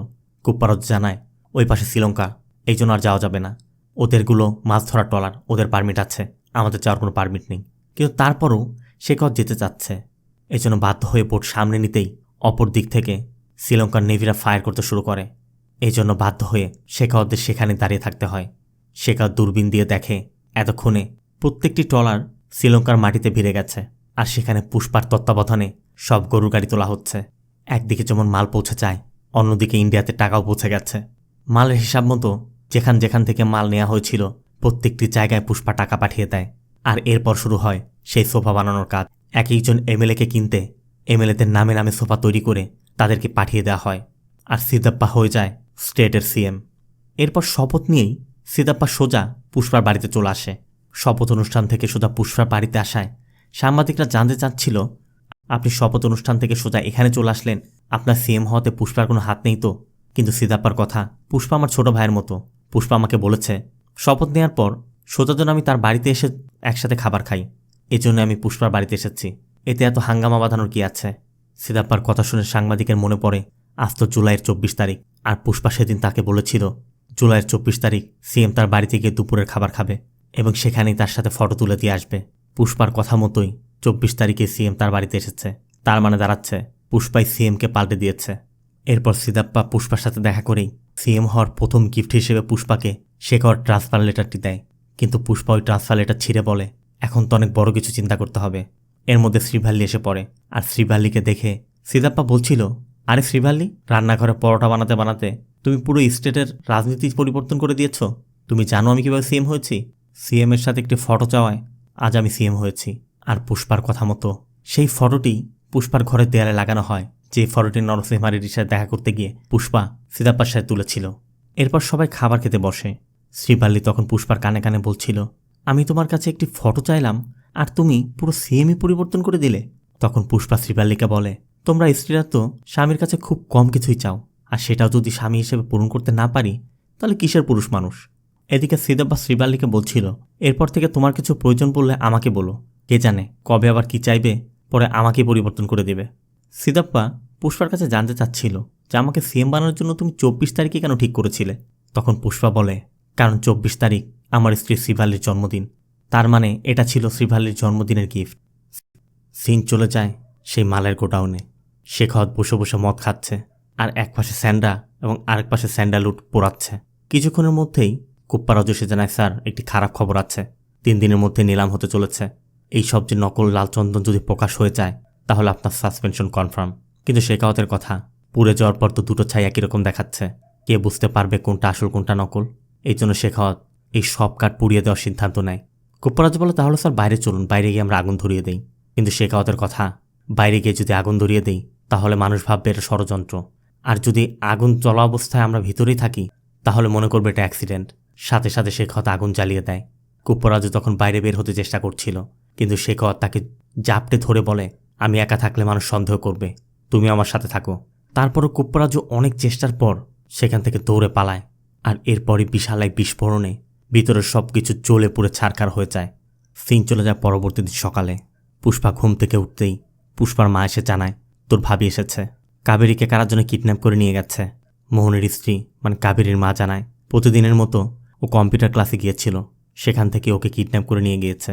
আর এখানে আমরা দেখতে পাই ওই দিন মন্দিরে যারা কাবেরীর সাথে খারাপ ব্যবহার করেছিল, মানে পুষ্পা যাদের পিটিয়েছিল, তারাই কাবেরীকে কিডন্যাপ করেছে, এবং তারা মোহনকে কল করে বলেছে 2 কোটি টাকা মুক্তিপণ দিতে। তার সাথে তাদেরকে যেভাবে অপমান করা হয়েছিল অর্ধমুণ্ডন করে মোহনকেও পুরো তিরুপতি ঘুরতে হবে, আর সেটা ব্রেকিং নিউজও আসতে হবে, তবেই তারা কাবেরীকে ছাড়বে। কাবেরীর মার পুষ্পার মা পুষ্পাকে যথাসাধ্য বোঝানোর চেষ্টা করছিল যে ও তো আমাদের ঘরের মেয়ে, মান সম্মানের প্রশ্ন, ওকে যে কোনো মূল্যে বাঁচা পুষ্পা। কিন্তু পুষ্পা কারোর কোনো কথারই জবাব দিচ্ছে না। পুষ্পার মা পুষ্পাকে বুঝিয়েই যাচ্ছে। এরপর একসময় পুষ্পা দরজা বন্ধ করে দেয়। পুষ্পার মা তখন কেশবকে বলছিল, তুই গিয়ে বোঝা। কেশব বলে, আপনি তো জানেন ও কারোর কথা মতো কিছু করে না, ওর মন যা চায়ও তাই করে। আর তখনই একটি শটগান হাতে পুষ্পা বেরিয়ে আসে। পুষ্পাকে এই অবস্থায় দেখে পুষ্পার সব লোকজন বেরিয়ে যায়। কেশবও তখন বলছিল, ভাবি চিন্তা করবেন না, পুষ্পা ভাই সব দেখে নিবে। এরপর পুষ্পা সব লোকজনকে খবর দেয়া হয়। পুষ্পা সোজা একটি নিউজ চ্যানেলে যায় এবং লাইভ চলাকালীন অবস্থায় পুষ্পা ওই লম্পটদের উদ্দেশ্যে বলে, তোমরা যেই হও না কেন, যেখানেই থাকো না কেন, যে অবস্থায় তোমরা আমার ভাতিজিকে তুলে নিয়ে গেছো, ঠিক সেই অবস্থায় কম্পিউটার ক্লাসে ছেড়ে যাও। আমি তোমাদের 1 ঘন্টা সময় দিচ্ছি। যদি তোমরা তা না করো, 1 ঘন্টা পর আমি তোমাদেরকে যেখানে পাবো, যে অবস্থায় পাবো, তোমাদেরকে কেটে ফেলবো। এবং সেখান থেকে ফিরে পুষ্পা তার লোকজনদেরকে বলে, ওদেরকে আমি 1 ঘন্টা সময় দিয়েছি, কিন্তু তোমরা মাত্র 30 মিনিট সময় পাবে। পুরো চিত্তুর তন্ন তন্ন করে খুঁজবে, সব জায়গায় চেকপোস্ট বসাও, সব বন্ধ করে দাও। যেখানে যাকে সন্দেহ হবে, হোক সে পুলিশ হোক সে পলিটিশিয়ান, সবাইকে সার্চ করো। যে কোনো মূল্যে আমার ভাতিজিকে চাই। যতক্ষণ আমি আমার মেয়েকে না পাবো ততক্ষণ পর্যন্ত চিত্তুর জেলার বর্ডার বন্ধ থাকবে, আসা যাওয়া সব রাস্তা বন্ধ থাকবে। এমনকি যতক্ষণ মেয়েকে না পাওয়া যাবে ততক্ষণ পর্যন্ত এই জেলায় গভর্নমেন্টের কোনো রুলও থাকবে না, শুধু পুষ্পার রুল চলবে। পুষ্পার কথা মতো সবাই কাজে লেগে পড়ে। এদিকে প্রতাপ রেড্ডিকে দেখা যায় তিরুপতি চলে এসেছে। প্রতাপ রেড্ডি সিদ্ধাপ্পার সাথে দেখা করে সিদ্ধাপ্পাকে বলে, তোমার ওখানে কি চলছে তুমি জানো? সিদ্ধাপ্পা বলে, আসলে পুষ্পার ভাতিজিকে কেউ কিডন্যাপ করে নিয়ে গেছে। প্রতাপ রেড্ডি বলে, অন্য কেউ কিডন্যাপ করেনি, আমারই ভাতিজা বুক্কা রেড্ডি কিডন্যাপ করেছে। ও আমাদের পরিবারের একমাত্র উত্তরাধিকারী। জুয়া খেলে খেলে আমার আর আমার ভাইয়ের টাকা উড়াচ্ছে। কিছুদিন আগে একটি রেপ কেসে ওর জামিন করিয়েছি। আর এসব শোনা মাত্রই সিদ্ধাপ্পা পুষ্পাকে কল করে এবং বলে, ওই মেয়েকে প্রতাপ রেড্ডির ভাতিজা কিডন্যাপ করেছে। পুষ্পা বলে, তাহলে প্রতাপ রেড্ডিকে কল করো এবং বলো ওই মেয়ের শরীরের জন্য একটা আচরণ না লাগে, নাহলে তো ওকে খামার মেরে ফেলতে হবে। সিদ্ধাপ্পা বলে, তুই এটা কি বলছিস? আমার কথা শোন, এই ম্যাটার থেকে তুই দূরে থাক। এমনিতেই তো ও তোকে ভাই মানে না। পুষ্পার কথা, কিন্তু ওই মেয়ে তো আমাকে চাচা মানে। ও সবসময় আমাকে চাচা চাচা বলে ডাকে। ও নিশ্চয়ই এখন মনে মনে ভাবছে ওর চাচা ওকে বাঁচাবে। কিন্তু সিদ্ধাপ্পা বোঝায়, তুই কার সাথে পাঙ্গা নিচ্ছিস জানিস? প্রতাপ রেড্ডি কোনো সাধারণ ব্যক্তি না। সে যদি আমাদের মাথার উপর থেকে হাত সরিয়ে নেয়, তোর আর আমার অবস্থা কি হবে জানিস? পুষ্পা বলে, তাই নাকি? কি বলছেন? এত বড় সমস্যা হয়ে যাবে? তাহলে এখন আপনিই বলুন আমার এখন কী করা উচিত। পুষ্পার কথা শুনে সিদ্ধাপ্পা লাউড স্পিকারে দিয়ে প্রতাপ রেড্ডিকে শুনিয়ে শুনিয়ে পুষ্পাকে বলছিল, তুই ওই মেয়ের কথা ভুলে যা। পুষ্পা বলে, ঠিক আছে, যেমনটা আপনারা বলছেন আমি তাই করব। কিন্তু হঠাৎই পুষ্পা বলে ওঠে, কিসের প্রতাপ রেড্ডি, কিসের বজ্ঞা রেড্ডি? আমার মেয়ের শরীরে যদি একটা আঁচড়ও পড়ে আমি সবাইকে মেরে ফেলবো। এমন অবস্থা করব যে চিতাতে ওঠানোর মতো পরিস্থিতি থাকবে না। আর তুমি কিসের সিএম হয়েছ, একটি মেয়েকে উদ্ধার করতে পারছো না? বলেই পুষ্পা কল কেটে দেয়। আর সিদ্ধাপ্পাও তখন প্রতাপ রেড্ডিকে বলে, দেখুন পুরো চিত্তরুর ইশারায় নাচে। ও যদি বজ্ঞাকে একবার পাই মেরে ফেলবে, আমার কথা কেউ শুনবে না। আপনি দ্রুত আপনার ভাইকে কল করে বলুন বজ্ঞাকে বাঁচাতে। এই জন্য প্রতাপ রেড্ডি সুপার রেড্ডিকে কল করে দ্রুত বজ্ঞাকে উদ্ধার করতে বলে। আর সুপার রেড্ডিও দ্রুত বেরিয়ে যায়। কিন্তু এদিকে বুক্কা রেড্ডি পুষ্পাকে কল করে এবং কাবেরীকে ছাড়িয়ে নেওয়ার বিনিময়ে তাকে 5 কোটি টাকা দিতে বলে। তার সাথে শর্তও দেয় 5 কোটি টাকা নিয়ে পুষ্পার একা যেতে হবে। এই জন্য বুগ্গা রেড্ডির কথা মতো পুষ্পা 5 কোটি টাকা নিয়ে তার হেলিকপ্টারটি নিয়ে সেই প্লেসে চলে যায়। এরপর পুষ্পা বুগ্গা রেড্ডিকে গান পয়েন্ট করে, কিন্তু বুগ্গা বলে, আপনি যেমন আমাকে গান পয়েন্ট করে রেখেছেন, আপনার ভাতিজিকেও ভিতরে গান পয়েন্ট করে রাখা আছে। এদিকে গুলি চলবে, ওদিকেও গুলি চলবে।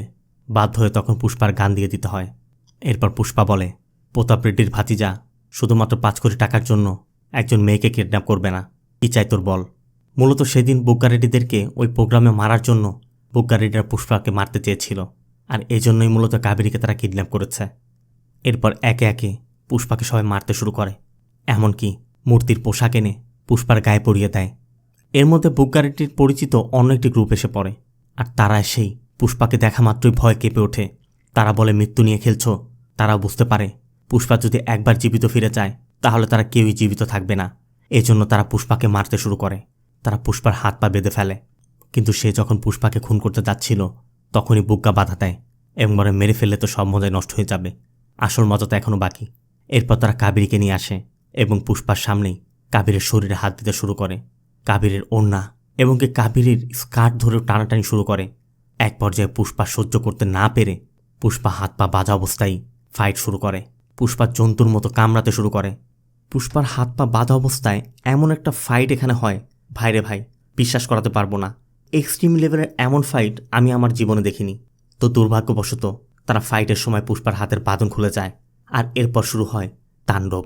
পুষ্পা এক একজনকে ধরে ধরে কোপাতে শুরু করে। তারাও জীবনের ভয়ে বিভিন্ন দিকে ছুটছে, কিন্তু পুষ্পার হাত থেকে কেউই রেহাই পাচ্ছে না। পুষ্পা যাকে যেখানে যে অবস্থায় পাচ্ছে কুপিয়ে ছিন্ন বিচ্ছিন্ন করে ফেলছে। এদিকে সিদ্ধাপ্পার কথা মতো কেশবরা বুগ্গাকে বাঁচানোর জন্য ছুটে এসেছে। আবার বুগ্গার কথা যে লোকটি এসেছিল সে পুষ্পার নৃশংসতা দেখে নিজেই নিজের গলা কেটে মারা যায়। আর পুষ্পা যখনই কেশবরা এসে পুষ্পাকে ধরে ফেলে এবং সিদ্ধাপ্পাকে জানিয়ে দেয় বুগ্গা সেফ আছে, কিন্তু সিদ্ধাপ্পা বুগ্গার সাথে ফোনে কথা বলতে চাচ্ছিল, কিন্তু কেশব তাকে ফোন দেওয়ার আগেই পুষ্পা বুগ্গার পেটের মধ্যে একটি ত্রিশূল ঢুকিয়ে দেয়। পুষ্পার কথা তুই যেই হস না কেন, তুই মেয়েদের গায়ে হাত দিয়েছিস। আবার সুব্বা রেড্ডি এসে দেখে পুষ্পা এতক্ষণে বুগ্গাকে মেরে ফেলেছে। এখান থেকে সিন চলে যায় বুগ্গার শেষকৃত্যে। তবে বুগ্গার বডির পাশে সুব্বা রেড্ডির বডিও দেখা যায়। আর এখানেই দেখা যায় পুষ্পা বুগ্গাকে মেরে ফেলায় সুব্বা রেড্ডি কাবেরীর গলায় ছুরি ধরেছিল, সেজন্য পুষ্পা ওই ত্রিশূল ছুঁড়ে মেরে সুব্বা রেড্ডিরও খুন করেছে। সিন চলে যায় পুষ্পার বাড়িতে। এমন একটি ঘটনার জন্য বিভিন্ন জায়গা থেকে বিভিন্ন লোকজন এসেছে। চারিদিকে সিকিউরিটি বাড়ানো হয়েছে। এর মধ্যে মোহনকে দেখা যায়। মোহন একটি বক্স হাতে বাড়ির মধ্যে আসে, আর মোহনকে দেখা মাত্রই পুষ্পার মা শ্রীভাল্লির সবাই তো চমকে ওঠে। এ তারা কি দেখছে? মোহন তাদের বাড়িতে এসেছে। পুষ্পার মা মোহনকে বসতে দেয় এবং শ্রীভাল্লি উপরে গিয়ে পুষ্পাকে জানায় তোমার বড় ভাই এসেছে। কিন্তু পুষ্পা নিচে আসবে না, তাই শ্রীভাল্লি এসে তার মাকে জানায় যে ও আসছে না। মোহনও বলে কেনই বা আসবে, আমি ওর সাথে সারা জীবন যা করেছি ওর তো আসার কথা নয়। মূলত মোহন যে সারা জীবন পুষ্পার সাথে অত্যাচার করে এসেছে মোহন সেটা বুঝতে পেরেছে। সে এখন অনুতপ্ত, এই জন্য সে ক্ষমা চাইতে এখানে এসেছে। মোহন পুষ্পার মায়ের পা ধরে তার কাছে ক্ষমা চায় এবং পুষ্পার মায়ের কাছে একটি কার্ড ধরিয়ে দিয়ে বলে কাবেরীর বিয়ে ঠিক হয়েছে, তাই ওর বিয়ের প্রথম কার্ডই আমি আপনাকে দিতে এসেছি। কার্ডটা দেখা মাত্রই শ্রীবালি কার্ড নিয়ে দ্রুত পুষ্পাকে দেখাতে চায়। মোহন পুষ্পার মাকে বলছিল কাবেরী জিত করেছে, চাচা যদি ওর বিয়েতে না আসে ও বিয়ের পিড়িতে বসবে না। কিন্তু পুষ্পার মা বলে তুমি তোর কথা ভালো করে জানো, তুমি এসেছো দেখে নিচেই আসছে না, ও বিয়েতে যাবে কি না যাবে আমি কিভাবে বলবো। তখন মোহন বলে ওকে বলবেন ওর বড় ভাই ওকে যেতে বলেছে, ও নিশ্চয়ই যাবে। এরপর মোহন বেরিয়ে যাচ্ছিল। দোতলা থেকে পুষ্পা সব দেখছে। এদিকে শ্রীভাল্লি পুষ্পাকে সে কার্ডটি নিয়ে দেখায়, যে কার্ডের মধ্যে তার মায়ের পাশে মূল্যটি লেখা রয়েছে। এমনকি পুষ্পার নামের প্রথমে মূল্যটি লেখা, তার মানে এই প্রথম পুষ্পা তার বংশ পরিচয়ে কোনো কার্ড পেল। পুষ্পার নামের পাশেও সারনেম আছে, এমনকি শ্রীভাল্লির নামের পাশেও আছে। শ্রীভাল্লি এটা বলে আমাদের পরবর্তী সন্তানের নামের পাশেও এই মূল্যটি থাকবে, তার মানে পুষ্পার সন্তান একটি বংশ পরিচয় ঠিকই পাবে। আর এরপরই পুষ্পা কান্নায় ভেঙে পড়ে। এখান থেকে সিন চলে যায় কাবেরীর বিয়ের দিন। পুষ্পা সবাইকে নিয়ে কাবেরীর বিয়েতে এসেছে, আর মোহনও পুষ্পাকে দেখা মাত্রই দৌড়ে এসে পুষ্পাকে বুকে জড়িয়ে নেয়। এমনকি মোহনের ছোট ভাই পুষ্পাকে বুকে জড়িয়ে ধরে। বাবা মারা যাওয়ার বহু বছর পর এসে পুষ্পা আজ সন্তানের স্বীকৃতি পেল। পুষ্পার মা এই বাড়ির স্ত্রীর স্বীকৃতি পেল, তারা আজ পরিবারের স্বীকৃতি পেল, বংশ পরিচয় পেল। অন্যদিকে প্রতাপ রেড্ডির বাড়িতে বুগ্গা রেড্ডি আর সুব্বা রেড্ডির আত্মার শান্তি কামনার জন্য সবাই এসেছে। আর এখানে মূলত তারা এসেছে যাদের সাথে পুষ্পার শত্রুতা রয়েছে। এদের মধ্যে রয়েছে মঙ্গল সিনু, তাকসা, মুরুগান, জলি রেড্ডি। তবে প্রতাপ রেড্ডি জানতে চায় সবাই এসেছে, যার আসার কথা ছিল সে কেন আসেনি। তখনই একজন জানায় ও আসেনি, কিন্তু ও মেসেজ পাঠিয়েছে। এরপরে একজন প্রতাপ রেড্ডির কাছে একটি ফুলের তোড়া দেয়, আর ওই ফুলের তোড়ার মধ্যেই দেখা যায় এই তোড়ার মধ্যে বম লাগানো রয়েছে। এখান থেকে সিন চলে যায় কাবেরীর বিয়ের অনুষ্ঠানে। বিয়ের প্রোগ্রাম শেষে পুষ্পাদের পুরো পরিবার ফ্যামিলি ফটো নিচ্ছিল, আর তখনই তাদের সামনে অগণিত ফুলের মধ্যে সেই ফুলের তোড়াটিও দেখা যায়, যার মধ্যে ওই বোমটি লাগানো ছিল। আর এরপরে আমাদের দেখানো হয় পাহাড়ের উপর দাঁড়িয়ে কেউ একটি রিমোট চাপতেই সেই বোমটি ব্লাস্ট হয়ে যায়। আর এর হাত দেখেই বোঝা যাচ্ছে তার হাতে পোড়া চিহ্ন। যদিও তার চেহারা দেখানো হয়নি, তবু আমার ধারণা এই ব্যক্তি ভানোয়ার সিং শেখাওয়াত, কারণ তার হাতে পোড়া চিহ্ন রয়েছে। আর এর দ্বারা এটাই প্রমাণ করা হয় পুষ্পার গল্প এখানে শেষ হয়ে যায়নি। তবে কে এই ব্যক্তি আর ওই ব্লাস্টে কি হয়েছে সেটা আমরা পুষ্পা 3 দি র্যাম্পেজে দেখতে পাবো। তবে এন্ডিংটা হচ্ছে পুষ্পা দি রাইসের মতো, কারণ পুষ্পা দি রাইসেও পুষ্পার কিছু শত্রুদেরকে দেখিয়ে শেষ করা হয়েছিল, আর এখানেও ঠিক একইভাবে শেষ করা হচ্ছে। মুভিটি কার কেমন লেগেছে আমি জানি না, তবে আমার ব্যক্তিগত মতামত, আমার কাছে মুভিটি অসাধারণ লেগেছে। কারণ মুভিতে প্রত্যেকটি জিনিসের কম্বিনেশন অনেক সুন্দরভাবে উপস্থাপন করা হয়েছে। অ্যাকশন, কমেডি, সাসপেন্স, থ্রিল সব কিছুরই একটা কানেকশন ছিল।